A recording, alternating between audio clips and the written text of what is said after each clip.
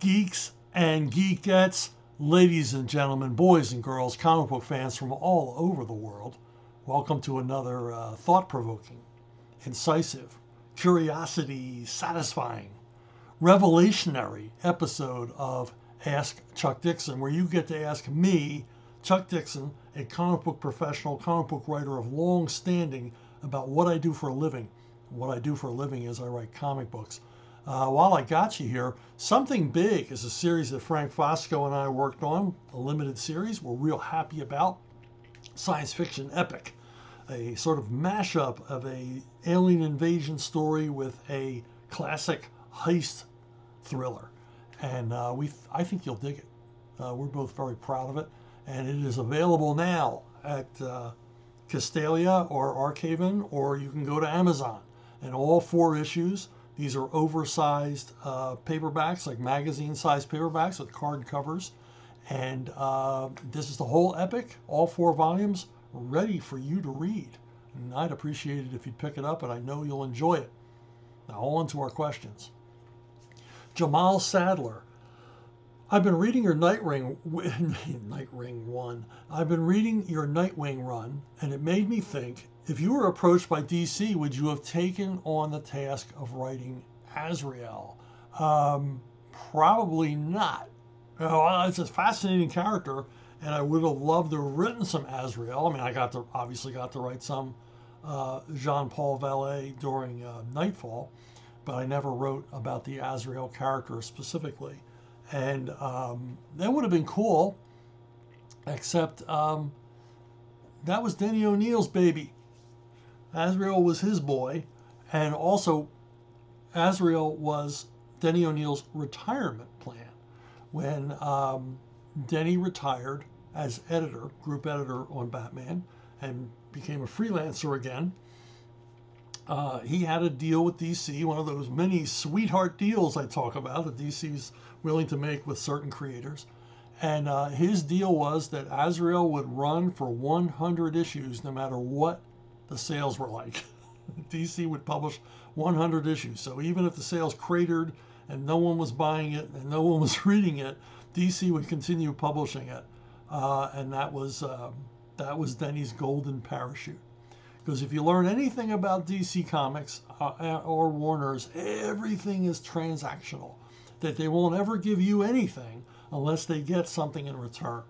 So rather than have a pension or retirement plan, official retirement plan or anything like that, Denny quite wisely and sagely arranged for his own plan and made it within the confines of DC Publishing, and everybody was happy. And we got 100 issues of Azrael. We got Denny O'Neil's swan song, his fond farewell to the comic books industry. So yeah, I mean, I wouldn't have been able to get near the character because it was understandably exclusively Denny's domain. But it would have been interesting. It would have been interesting. I like and dislike the character, which makes it fascinating to me. I don't dislike him as a character. I don't dislike him as a creation. I dislike him because you're supposed to dislike him. He's not Jean-Paul Vallée. Was a weak, flawed character, perfect Denny character, and for that reason, he'd be pretty cool to write. Kieran Brunkard asks, why do heroes like Superman and Batman wear trunks on the outside? Do the trunks have any significant meaning? Is there any big deal when they are removed, especially in modern media like the movies? I don't think there's any real significance, but the classic look of Batman and Superman and all superheroes of the period who were wearing tights was to have this underwear. And I think a lot of it was so that you would know they weren't naked. And you could reprint the comic books in black and white and they're not naked. And it just became an intrinsic design to every superhero character from, the Phantom wore trunks onward. And, Captain America, Human Torch, everybody. Fantastic Four in their initial appearances.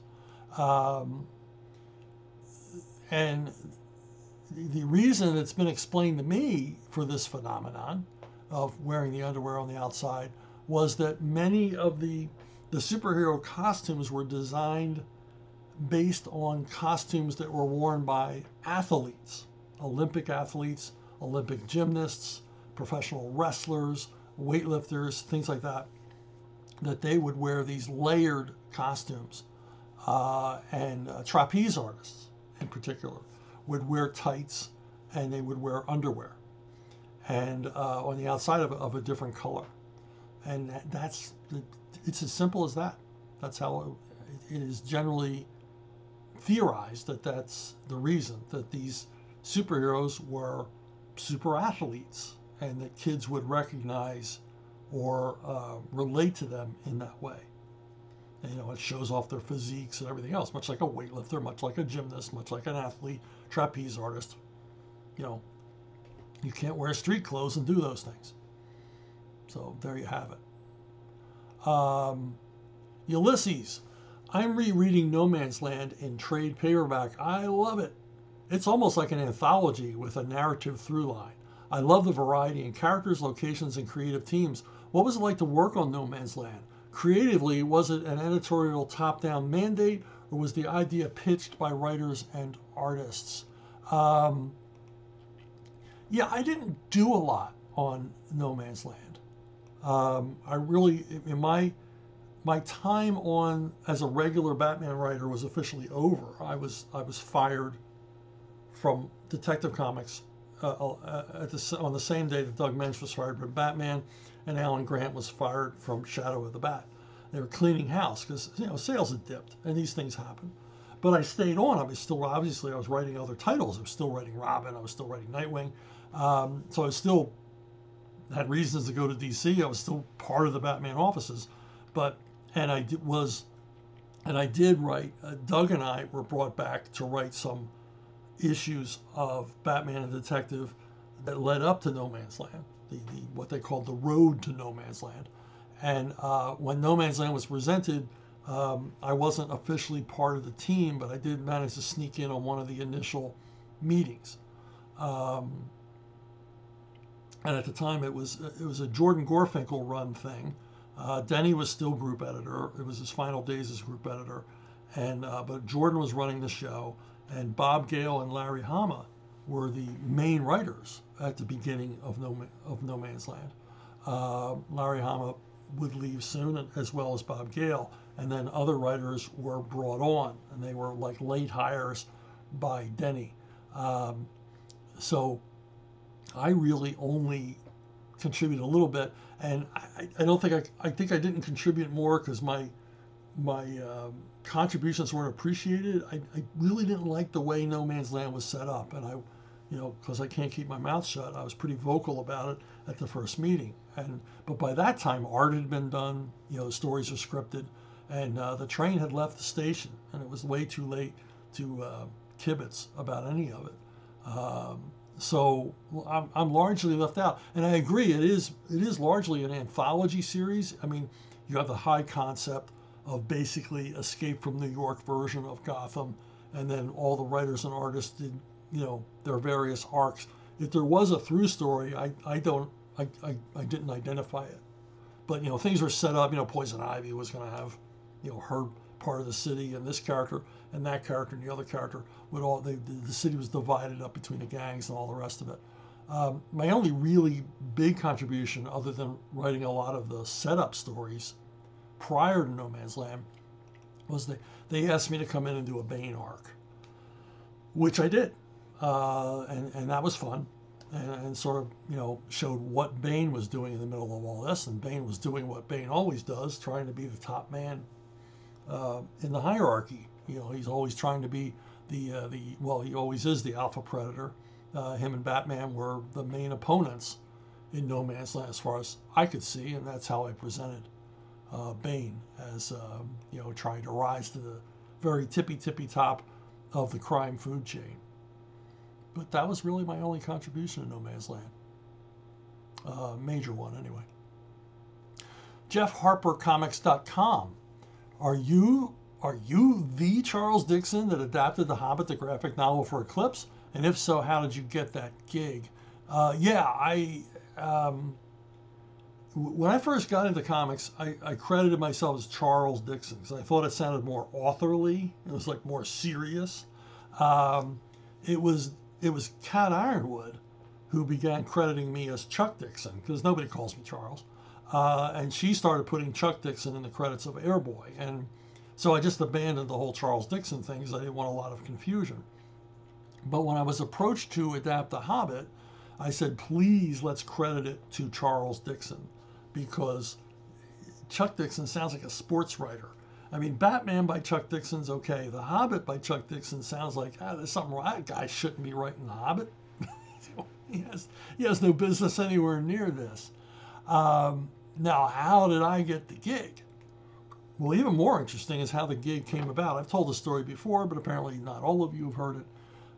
Dean Mulaney had people or a guy who used to spend a lot of time at the Library of Congress, looking through the stacks. Library of Congress is literally a library, and you can request to look at stuff. And in a lot of cases, it's, Library of Congress might have the only copy of something, some publication from God knows when.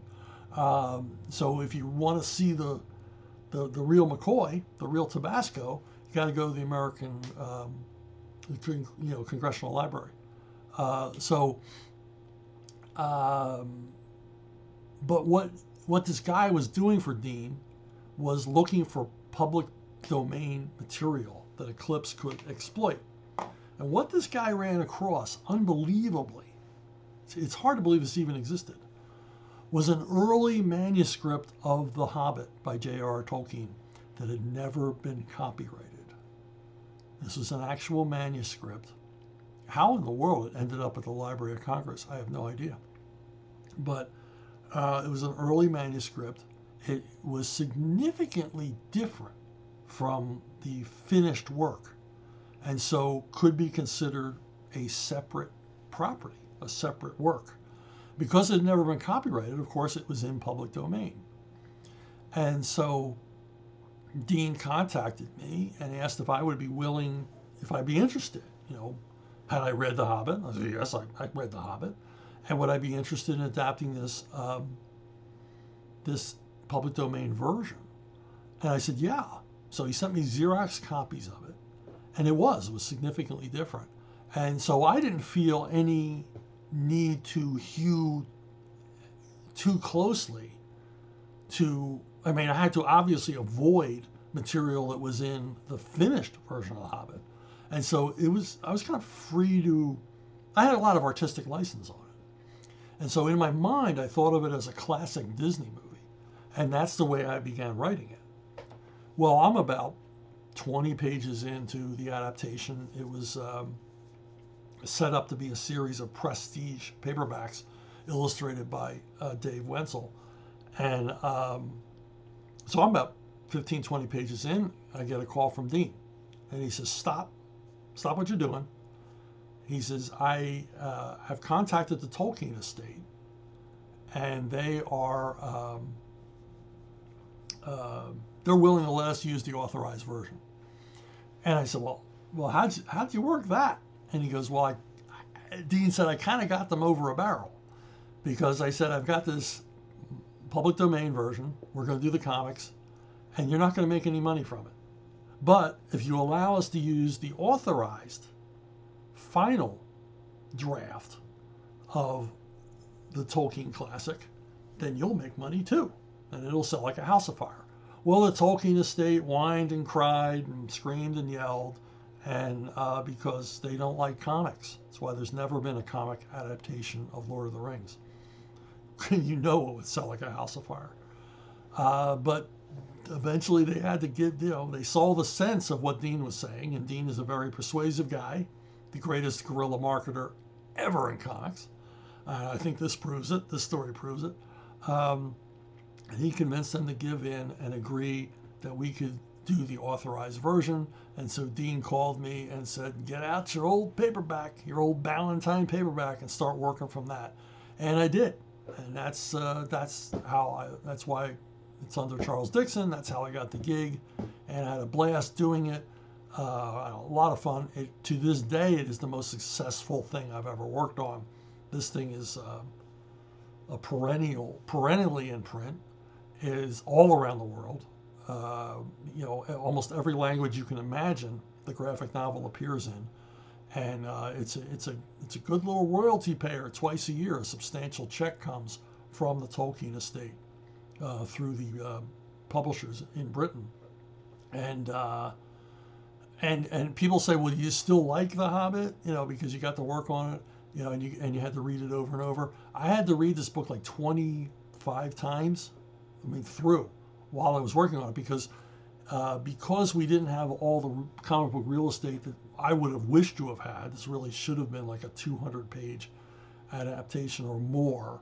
I didn't have all the real estate. I had to cut a lot of stuff, which required really rereading and rereading the book to examine, what is essential to the plot line and what can we jettison. And I had to cut out my favorite character in all of Tolkien, Bjorn, the werebear. So, pity me. Don't cry for me. Middle Earth. Okay. Anyway, Jason Shepard. Next month, June 20th, is the 50th anniversary of the release of Steven Spielberg's Jaws, the movie that launched the whole concept of the summer blockbuster. So here are some Jaws-related questions. Are you a fan of the movie? Yeah, I like the movie. I rewatched it recently. They've recently done a 4K restoration, and I like it. It's a classic thriller. It's a lot of great scenes, terrific acting. The only thing that makes me sad, I remember seeing it. I saw it that summer. By like August, it had hit the dollar theaters, and that's when I saw it. Back in the day, you didn't rush out to see things on opening weekend. That wasn't a thing until I think Star Wars really started, the having to see something on opening day. But I eventually saw it later that summer, and it was a phenomenon. It was a phenomenon. Even in August at a dollar theater, the theater was packed, and people went to see this movie over and over and over again. And that's how you create a blockbuster movie. If you see a movie at the theaters and it's doing extraordinarily well, that's not people going one time. That's people going over and over and over again to see it. So yeah, I dug it. I liked it. It was a good time at the movies. The only thing that makes me sad is that in later years, I never liked the Richard Dreyfuss character. I thought he was miscast. And in later years, I found out that Jeff Bridges was supposed to play that character, but broke his leg skiing and couldn't be in the feature, so they replaced him with Richard Dreyfuss. And also Sterling Hayden, as much as I love Robert Shaw's portrayal of Quint, Sterling Hayden was supposed to play Quint, but Hayden had all kinds of tax problems in the United States and could not return to the United States for as extended a shoot as Jaws was. He managed to sneak back into the United States to appear in Godfather, but that was just one scene. So, anyway, you get a twin spin because the Jaws questions continue. Jason Shepard again. Have you read the original novel by Peter Benchley? Books and movies are very different media, but I've always felt the movie is vastly superior. Getting to toss most of the book's soap opera plot lines allows for a much leaner, focused, intense story. What do you think? Yeah, I read the book in January of the year it was released. So I read the book like 6 months before the movie came out. Everybody knew the movie was coming. They kept talking about the movie. And if you've read anything about it, Jaws the book and Jaws the movie were all part of the same deal. Basically, Benchley presented this to his publishers as a concept. They presented it to Hollywood. They shopped around Hollywood while Benchley was writing the novel. And, it was it was all baked in, the movie deal, the book deal, the hardcover release, the paperback release. And so I read the paperback. The paperback came out around Christmas time, and I bought it and read it in January. And oddly enough, I read it while recovering from wisdom tooth surgery. In other videos, I've alluded to my unusual dental anatomy, as one dentist put it. and I had 5 wisdom teeth. I didn't have 4. I couldn't have anything easy. And one of the teeth, I know this has nothing to do with the movie, but it's my show. One of the teeth, its root was hooked up over my upper jaw. So it actually required me to go to the hospital and spend a couple of days while they yanked these things out and then checked on me until they released me. And I took Jaws along with me, and not realizing until I got to the hospital that, you know, taking Jaws to wisdom tooth surgery was kind of a living play on words. But yeah, I read the book. I enjoyed the book, but you're right. There's a lot of soap opera stuff in it. It veers off. You know, you know, 2 characters have an affair, and the story has absolutely nothing to do with any of it. But other stuff you may not know about Jaws was Jaws very closely follows a book by Cornell Woolrich called The Black Path of Fear, and doesn't feature a shark. It features a killer jaguar, and it's set in a Central American city where supposedly a jaguar is stalking its victims in the night and killing them.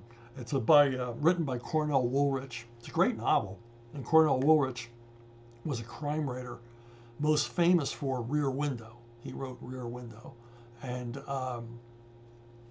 the plot structure of it, I call this the first Jaws novel. The plot structure of it, it sets up the mysterious natural predator preying on unsuspecting human beings, and the fear it causes, and the eventual, you know, characters trying to hunt the creature down, and all the rest of it. And this is really, as far as I know, or as far as I've read, is the very first experience of that kind of setup, the kind of setup that you see in Jaws, where there's a, you know, a natural bestial antagonist taking out innocent people, and the community must respond to stop it. And then all the spooky suspense moments and all the rest of it. It's all in Black Path of Fear. I mean, if you laid the novels side by side structurally, you know, Jaws lays right on top of what Woolrich wrote. And I have to imagine that Benchley read this book or saw the movie, the Val Lewton movie based on it. I have to imagine that, you know, there was some inspiration there. Now, another thing you might not know about Jaws is Peter Benchley was the son of Robert Benchley. Robert Benchley was a humorist and film actor. He was in a lot of classic Hollywood films in the 30s and 40s. Really funny guy. Had his own series of short subjects where he would, you know, basically observational humor about everyday life. He was, I think he was the first observational humorist, where he would just take everyday life things and poke fun at them, and you know, make you realize that, you know, as annoying as this stuff is, it's pretty funny. So, but Benchley wasn't just Peter Benchley's father. He also provided the title Jaws. I forget. It was like, you know, Horror by Moonlight or something like that. Benchley's original title was Weak, and the publisher said, this title's terrible, come up with a new title. And so Benchley said to his dad, hey, I'm trying to think of a title for this book. And he describes the book to Robert Benchley, and Robert Benchley sits down and he just starts writing out titles, brainstorming, and he writes out 250 titles for this book, potential titles. And of course, being Benchley, some of them get kind of crazy. My favorite is, what's that gnawing on my leg? That was a suggested title for Jaws. But of course, in the list was Jaws. And he had, you know, Jaws of Death, Jaws of Horror, and then just Jaws. And Peter Benchley presented part of the list, not the sillier ones, presented part of the list to his publisher and the movie studio. And they all agreed Jaws was an awesome title, which it was. Okay, Triple Spin. It is not safe to go in the water yet. So Jason Shepard asks, suppose you were asked to submit a proposal for an ongoing Jaws comic. Is it feasible? And if so, how would you propose moving the story along? Yeah, I would go for that. I mean, a great white sharks. Obviously, it's not the same shark. I wouldn't make it direct sequels. It would just be shark stories. Just come up with interesting shark stories. I mean, it's obviously, the genre still exists. There's 47 meters down. The excellent open water. Shark-related horror continues to fascinate the public. Deep Blue Sea, which is a fantastic shark creature horror movie. So yeah, I mean, it'd be fun. It'd be fun coming up with interesting scenarios. Certainly more interesting than the actual Jaws sequels, which sadly suffered from trying to remake the first movie again. And that first movie is lightning in a bottle. You can't recreate it. It was a phenomenon of its time. And but yeah, it'd be fun. I would enjoy that. Somebody call me. Joe Tobin, your run on Punisher Warzone is what made me a comics fan. It's still my favorite run of the Punisher. My question is, why was the incredible Dixon, Romita Jr., Jansen team so short-lived? I know that you were all in high demand, but the book sold very well, and all three of you could have done very long runs throughout your careers. J.R. Klaus didn't even get to finish drawing the storyline of Rosalie Carbone and her 7 assassins. It was great to see you all reunite 2 years later for the brilliant Punisher Batman crossover, but a 2-year run or so with you, John, and Klaus on Warzone would have been incredible. Well, you hit the nail on the head, on demand. Or in demand. Johnny Romita Jr. was in demand. Klaus Janson was in demand. But mostly Johnny Romita Jr. was in demand. I mean, Klaus was welcome anywhere. One of the most beloved guys in comics. Everybody loves Klaus. And obviously his work is phenomenal. But Johnny Romita Jr. was white hot. And Marvel didn't even like him coming over to do the Punisher, because Marvel's never liked the Punisher. And they didn't want Johnny wasting his time on the Punisher. But Don Daly was persuasive, and Johnny really wanted to write the Punisher. And his main thing was that he wanted to really firmly establish that Frank Castle is of Italian descent, which I was cool with, right? And Johnny got involved in the writing process. Unusual for an artist to, we had meetings and went to lunches and stuff like that. And Johnny said what he expected from the series, and I appreciated all of that. I welcome any kind of input, from the artists if they're, engaged, and he certainly was. And I think that's the secret of why this arc was so successful, because we really were, deep in the collaboration. There was a lot of thought, and there was a lot of ideas being thrown back and forth and accepted and rejected and all that stuff. So there was an energy. There was an energy behind it. And I think that translated to the readers. Now, the first issue, it's the best-selling thing I've ever done in a single issue. 3.2 million copies. The royalty check was the biggest I'd ever seen when it came. Now sales dropped off because it was a #1, and sales naturally drop off. And I think Johnny wanted to stay and do at least the first year, but he was under a lot of pressure from the X-Men office and a lot of pressure from the top at Marvel to stop Punisher, because Punisher Warzone sales had fallen below the average sale of an X-Men book, particularly that Johnny would have worked on. And so they were using economics on him, and they put a lot of pressure on him. And he admitted, he confessed, they really want me off this book. They really want me over there. And he could have stood his ground, but he felt that he owed Marvel, or for whatever reason. And yeah, it's a pity he didn't stay for the whole year, but he didn't. And these things happen, and they drew him away. And these things happen, when you're a writer. Now you say, well, I was in demand. Yeah, I wasn't really in demand at Marvel. In fact, when Don presented the idea of Punisher Warzone with Romita Jr. and Klaus and me, Tom DeFalco rejected the idea because he said that I wasn't hot enough. I couldn't carry a book like that. I wouldn't contribute anything to it. And Don had to show him the Diamond 100 and show him my sales on the different Robin projects that I worked on. And, that I was very much a known property by this point. Maybe not super hot, but readers knew me. And I'd already written a whole bunch of Punisher, so Punisher readers certainly knew me.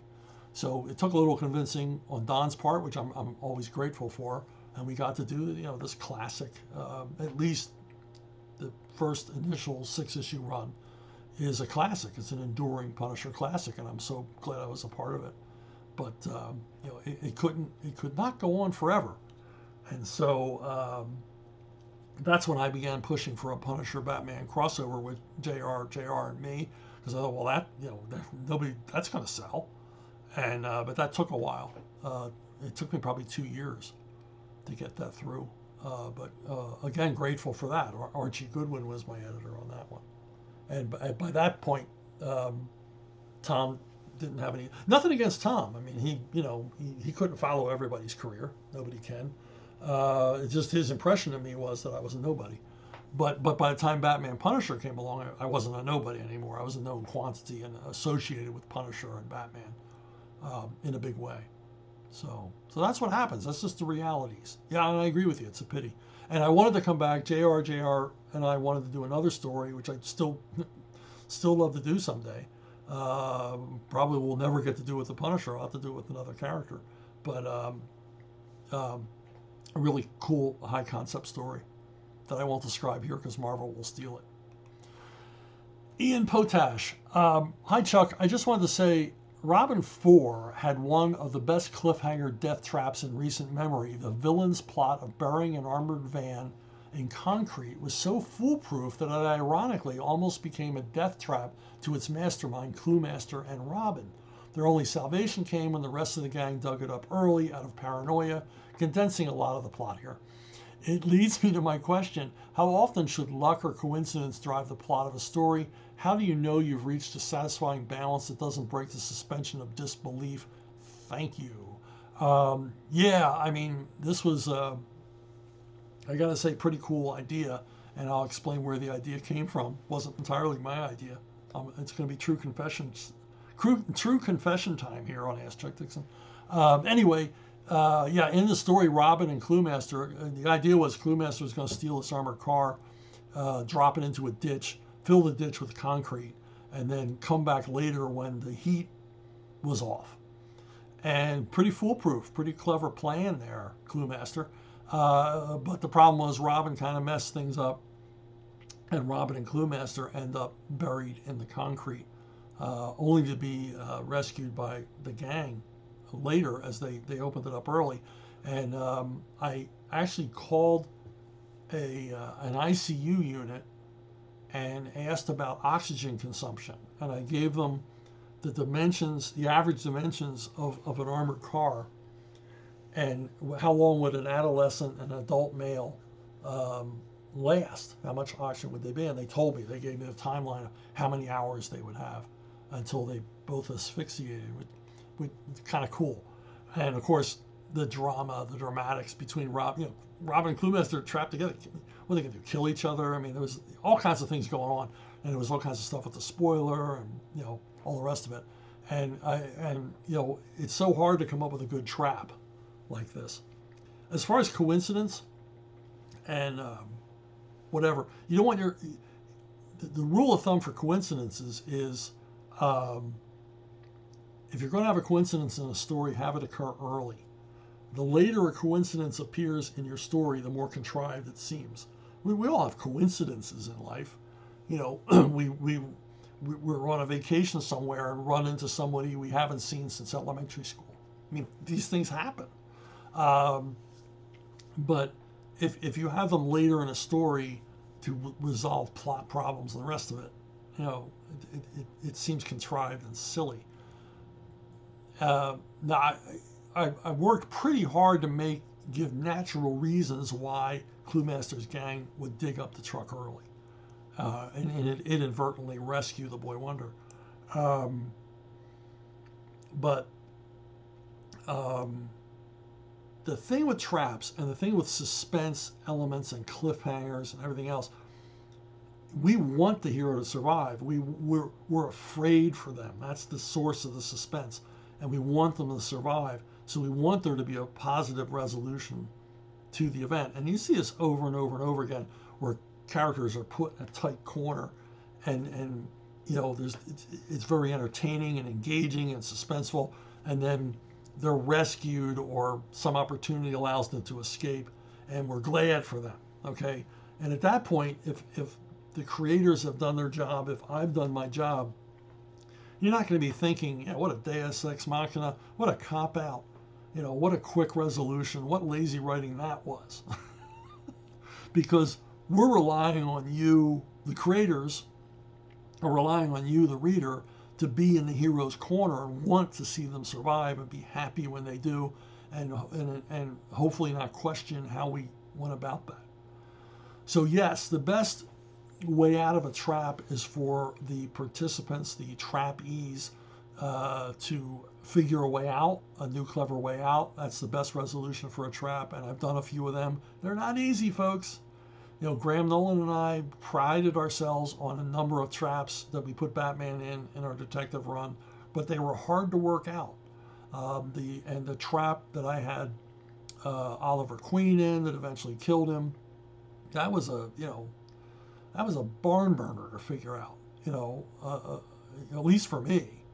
And so the ideal way, trap your character and have them figure their way out in a clever way that makes the reader go, wow, that was really clever of the hero, meaning really clever of the writer, and that's all great. But sometimes you just need to get the hero out of it. You know, sometimes that you've made the trap so good that there's no way out, and you have to have a deus ex machina or some outside resource take them out. Now it's confession time. Burying an armored car under concrete with some of the characters of a story in it is not original with me. I quote unquote borrowed it from a movie called Iron Angel. This was a series of Hong Kong action flicks that came out. This one came out in '87.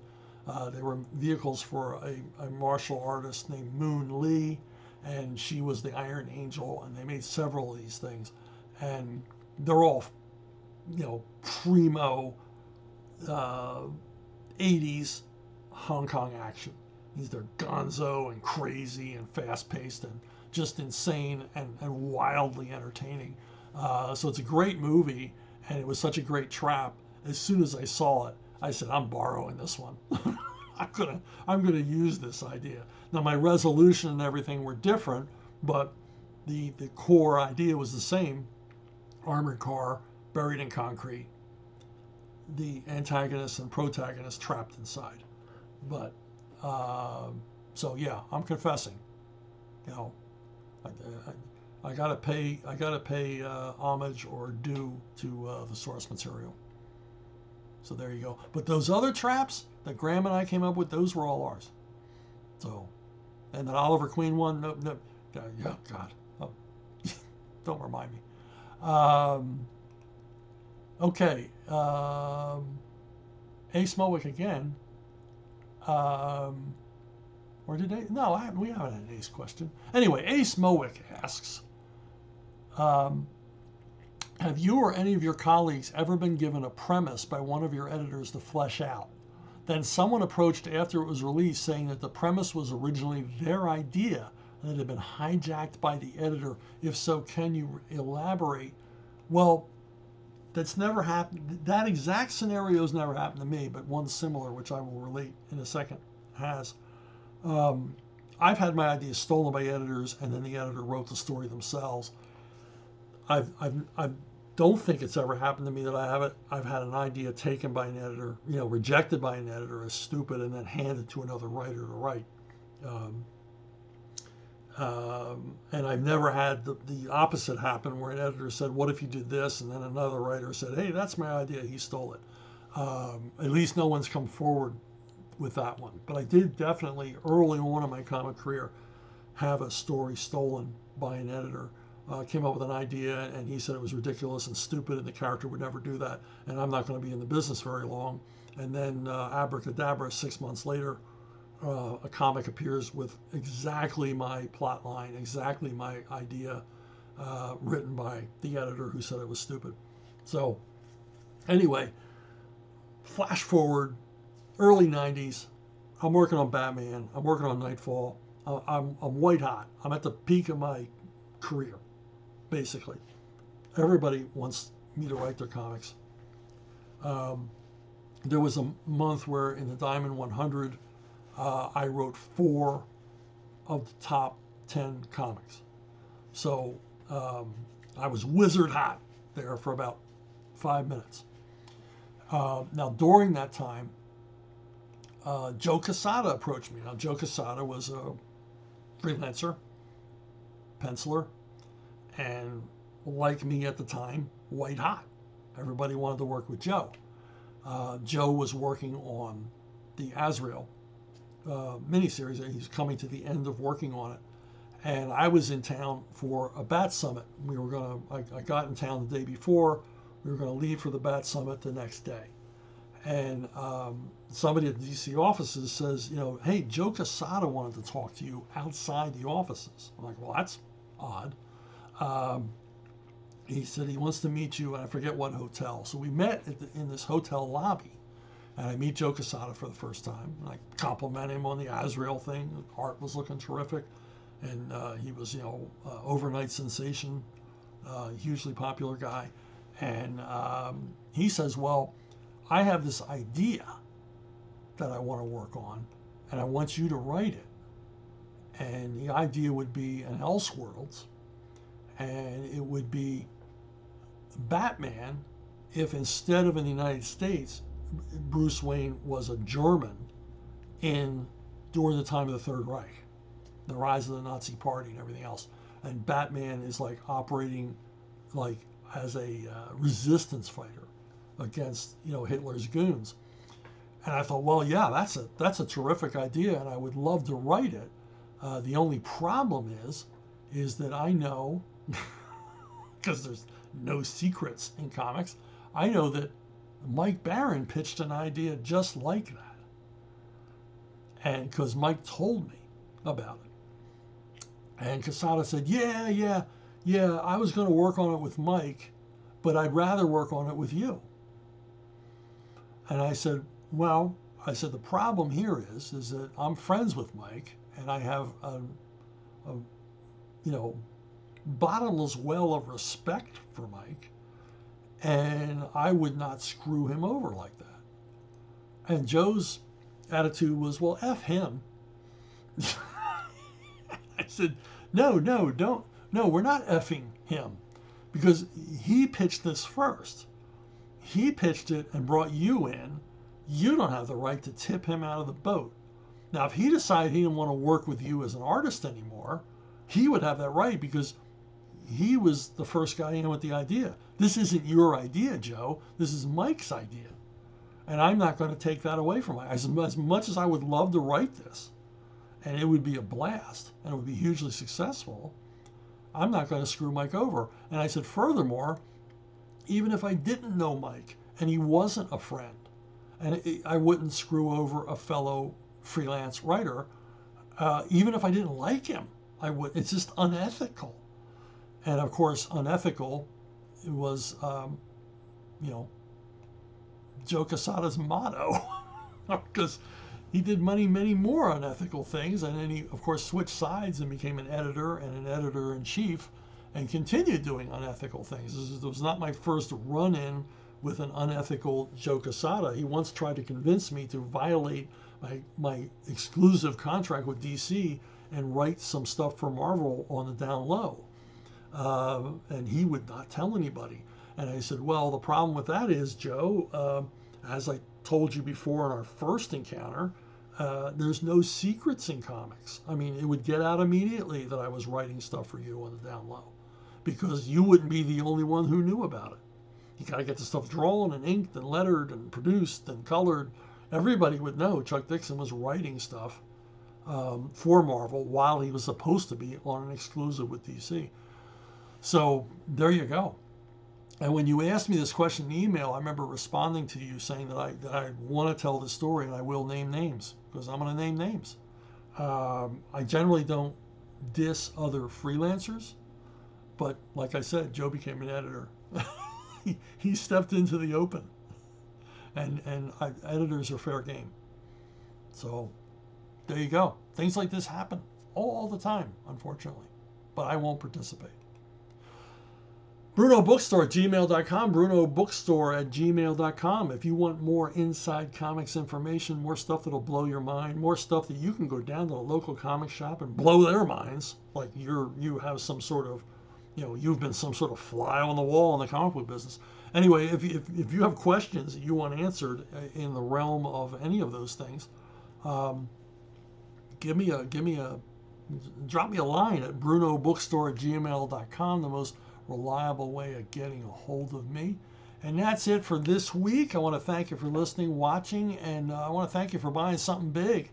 If you do that, I think you'll enjoy it. Try out the first volume. All 4 volumes are in print right now. And I will hopefully see every last one of you down the road.